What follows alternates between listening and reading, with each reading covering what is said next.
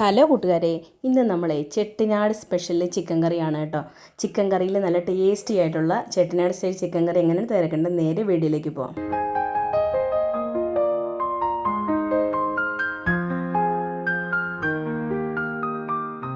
അപ്പോൾ Chettinad chicken style തയ്യാറാക്കുമ്പോൾ നമ്മൾ കുറച്ച് സ്പൈസസ് ആഡ് ചെയ്ത് അത് റോസ്റ്റ് ചെയ്തെടുക്കണം. അപ്പോൾ അതിനായിട്ട് ആദ്യമേ തന്നെ വലിയ ജീരകം എടുത്തിട്ടുണ്ട്, പിന്നെ ഒരു സ്റ്റാർ അനീസ് എടുത്തിട്ടുണ്ട് കേട്ടോ, പിന്നെ 2 ചെറിയ കഷ്ണം പട്ട എടുത്തിട്ടുണ്ട്, 3-4 ഏലക്ക എടുത്തിട്ടുണ്ട്, പിന്നെ നമ്മുടെ ഗ്രാമ്പു എടുത്തിട്ടുണ്ട് 3-4 എണ്ണം, പിന്നെ എടുക്കുന്നത് നമ്മുടെ ഇതിൻ്റെ പൂവില്ലേ, ജാതിയുടെ പൂവ് അതെടുത്തിട്ടുണ്ട്, പിന്നെ കുരുമുളക് എടുത്തിട്ടുണ്ട്, ചെറിയ ജീരകം എടുത്തിട്ടുണ്ട്.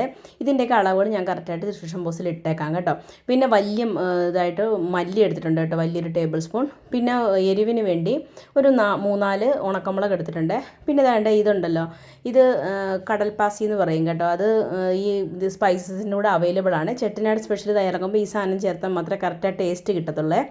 അപ്പോൾ അത് കടയിലൊക്കെ അവൈലബിൾ ആണ്. അപ്പോൾ അതും കൂടി ചേർത്ത് കൊടുത്തിട്ട് കുറച്ച് കറിവേപ്പിലയും കൂടി ചേർത്ത് ഒരു 3-4 ചെറിയ ഇത് എടുത്തെടുത്തിട്ടുണ്ട്. തേങ്ങ കഷ്ണമാണ് കേട്ടോ എടുത്തിരിക്കുന്നത്. നിങ്ങൾ തേങ്ങ ചിരകിയതാണെങ്കിൽ ഒരു കൈപ്പിടി എടുത്താൽ മതി കേട്ടോ, കുറച്ചെടുത്താൽ മതിയേ. അതും കൂടി ചേർത്ത് നല്ലതുപോലെ റോസ്റ്റ് ചെയ്ത് അവിടെ മാറ്റി വെച്ചിട്ടുണ്ട് കേട്ടോ. ഇനി നമുക്കൊരു പാൻ എടുക്കാം. അതിനകത്തേക്ക് 1 ടേബിൾ സ്പൂൺ എണ്ണ ഒഴിച്ചു കൊടുത്തിട്ടുണ്ട്. അതിനകത്തേക്ക് ഒരു 1/4 ടീസ്പൂൺ വലിയ ജീരകം ചേർത്ത് കൊടുക്കുന്നുണ്ട്, ഒരു ബേ ലീഫിൻ്റെ പകുതി ചേർത്ത് കൊടുക്കുന്നുണ്ട്. അപ്പോൾ അതും കൂടി ചേർത്ത് കൊടുത്ത് അതിനകത്തേക്ക് ഉള്ളിയും സവാളയും കൂടി മിക്സ് ചെയ്താണ് എടുത്തിരിക്കുന്നത്. ഒരു വലിയ സവാളയാണ് കേട്ടോ എടുത്തിരിക്കുന്നത്. ഒരു 10-20 ഉള്ളിയും കൂടി എടുത്തിട്ടുണ്ട്. അതെല്ലാം കൂടി നല്ലതുപോലെ ഒന്ന് വഴറ്റിയെടുക്കണം കേട്ടോ. അതിന് ഇപ്പം നമുക്ക് സവാളയും ഉള്ളിയൊക്കെ പെട്ടെന്ന് വഴറ്റി കിട്ടാൻ വേണ്ടി കുറച്ച് ഉപ്പും കുറച്ച് മഞ്ഞൾപ്പൊടിയും കൂടി ചേർത്ത് കഴിഞ്ഞാൽ പെട്ടെന്ന് തന്നെ വഴണ്ട് കിട്ടും കേട്ടോ. അപ്പോൾ അതൊരു ടിപ്പാണ്, ചിലർക്കൊക്കെ അറിയാമായിരിക്കും, എന്നാലും ഞാൻ അറിയാത്തവർക്ക് വേണ്ടി പറഞ്ഞതാണ്. അപ്പോൾ അതും കൂടി ചേർത്ത് കൊടുത്ത് നല്ലതുപോലെ ഒന്ന് വാട്ടിയെടുത്തിട്ടുണ്ട് കേട്ടോ. സവാളയൊക്കെ നല്ലതുപോലെ ഒന്ന് വാടി വന്നിട്ടുണ്ട്. ഇനി നമുക്കതിനകത്തേക്ക് 1 ടേബിൾ സ്പൂൺ ജിഞ്ചർ ഗാർലിക് പേസ്റ്റും കൂടി ചേർത്ത് കൊടുക്കാം. നല്ലതുപോലെ അരച്ചെടുത്തതാണ്, ചതച്ചതല്ല.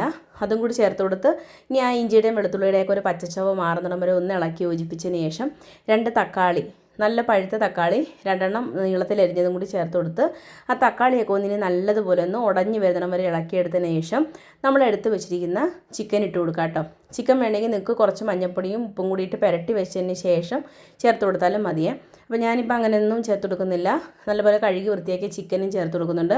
പിന്നെ ഇതാ നമ്മൾ നേരത്തെ വറുത്ത് വെച്ചിരുന്ന പൊടി നല്ലപോലെ അരച്ചെടുത്തിട്ടുണ്ട് കേട്ടോ. വെള്ളമൊന്നും ചേർക്കാതെ അരച്ചെടുക്കണേ. അപ്പോൾ അതും കൂടി ചേർത്ത് ആവശ്യത്തിനുള്ള ഉപ്പും കൂടി ചേർത്തതിന് ശേഷം കളറിന് വേണ്ടി കാശ്മീരി മുളക് പൊടി ചേർത്ത് കൊടുക്കുന്നുണ്ട്. കാശ്മീരി മുളകായിട്ടുണ്ടെങ്കിൽ നിങ്ങൾ വറക്കുന്ന സമയത്ത് ചേർത്ത് കൊടുക്കുക കേട്ടോ. അപ്പോൾ എൻ്റെ കയ്യിൽ മുളകായിട്ടില്ലായിരുന്നു, അതുകൊണ്ട് കാശ്മീരി മുളക് പൊടി ഒരു 2 ടീസ്പൂൺ ചേർത്ത് കൊടുക്കുന്നുണ്ട്.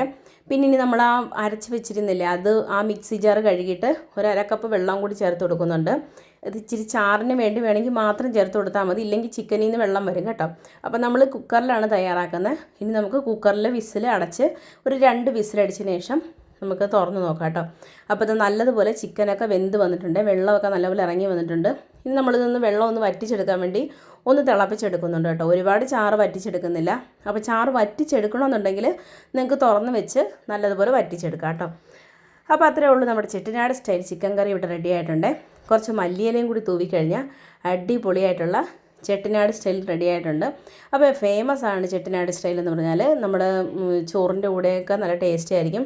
ഒന്ന് പൊന്നിയരിയുടെ കൂടെയോ അല്ലെങ്കിൽ കോക്കനട്ട് റൈസ് അങ്ങനെയൊക്കെ നല്ല ടേസ്റ്റി ആയിരിക്കും കേട്ടോ. അപ്പത്തിൻ്റെ കൂടെ ദോശയുടെ കൂടെയൊക്കെ അടിപൊളിയായിട്ടൊരു കോമ്പിനേഷനാണ്. എല്ലാവരും ട്രൈ ചെയ്ത് നോക്കാം. ട്രൈ ചെയ്ത് നോക്കിയിട്ട് ഫീഡ്ബാക്ക് ഇടാൻ മറക്കരുത്. പുതിയൊരു വീഡിയോ ആയിട്ട് വരുന്നിടം വരെ thanks for watching. Thank you, by.